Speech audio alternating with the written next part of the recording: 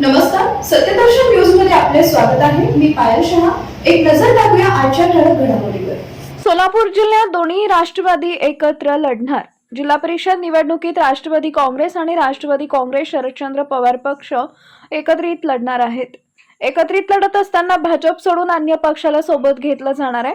कोणत्या तालुक्यात कोणाला सोबत घ्यायचे याचे अधिकार तालुका पातळीवर देण्याचा निर्णय उपमुख्यमंत्री अजित पवार व माढ्याचे खासदार धैर्यशील मोहिते पाटील यांच्यासोबत बारामतीत झालेल्या बैठकीत झाला आहे.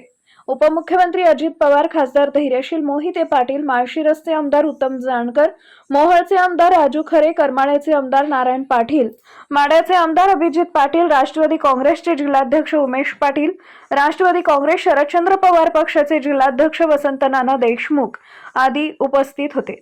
जिल्हा परिषदेच्या 68 जागा आहेत. तालुका पंचायत समितीच्या 136 जागा आहेत.